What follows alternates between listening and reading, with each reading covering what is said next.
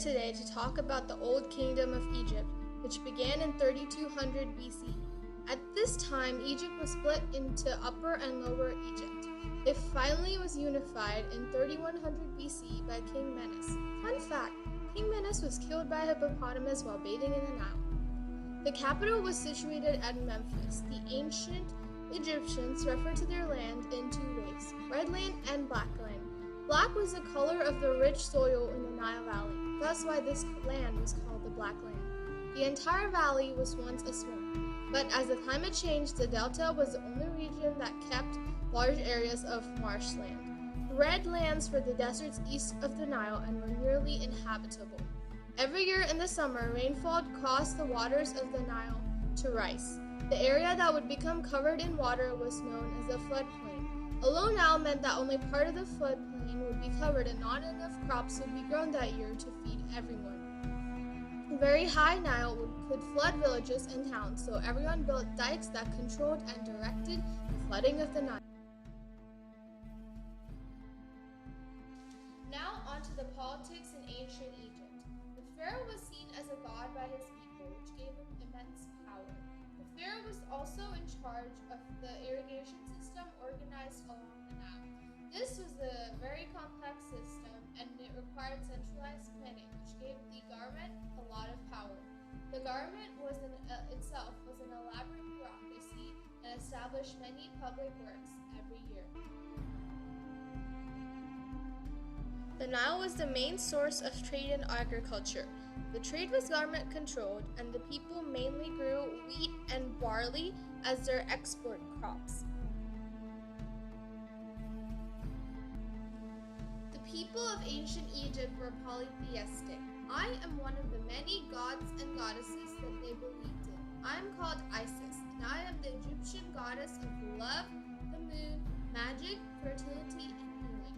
The Egyptian also believed in the afterlife, which was controlled by my husband Osiris, the god of death and ruler of the underworld.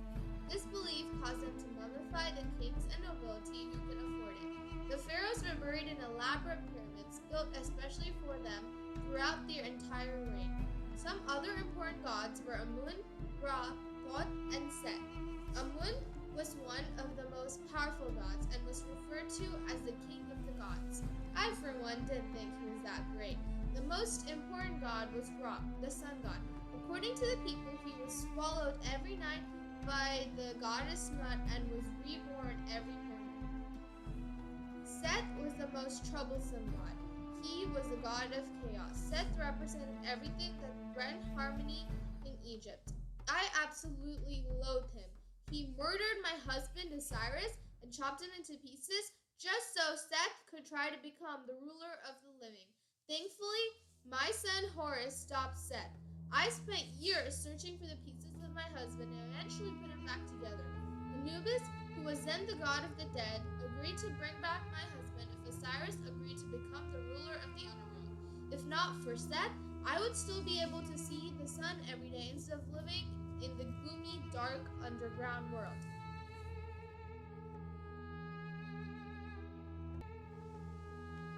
The Egyptians had a very strict hierarchy. The topmost level consisted of gods, and the next one consisted of pharaohs who were considered gods by the people and the high priests of the temples. The third level consisted of artists, merchants, and lesser priests.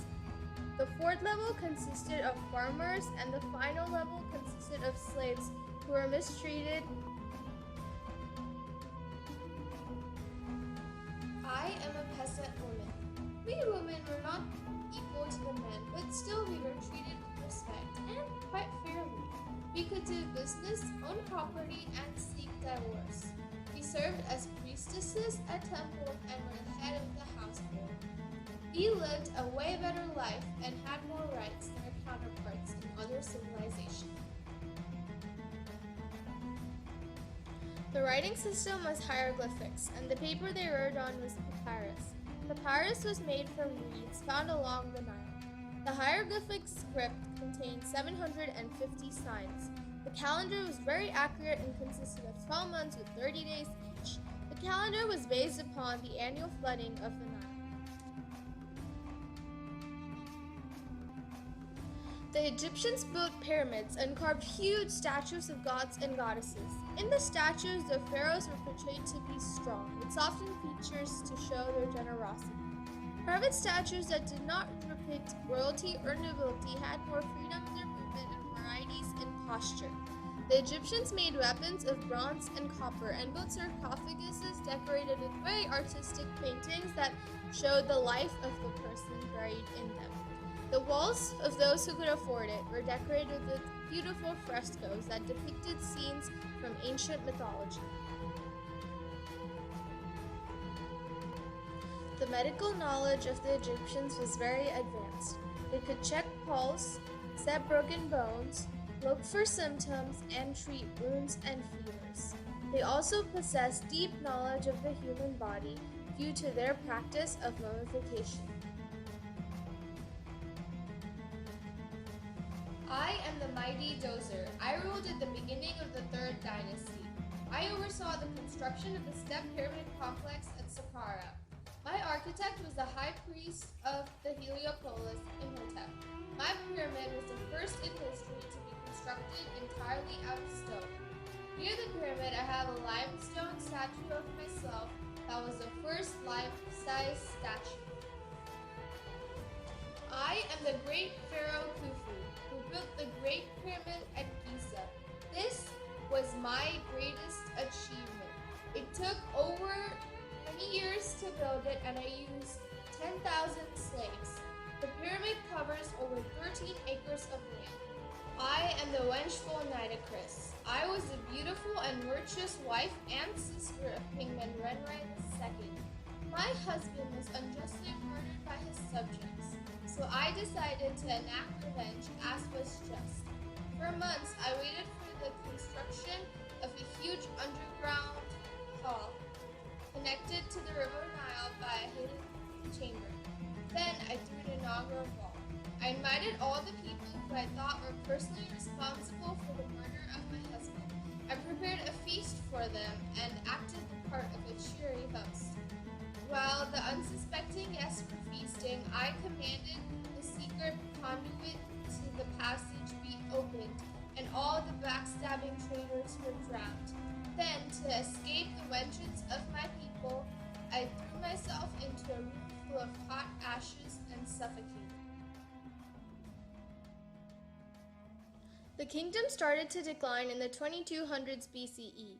When Pepe II, a 6-year-old, became pharaoh, the rich men and women began to rule themselves in regional kingdoms. They completely disrespected the authority of the pharaoh.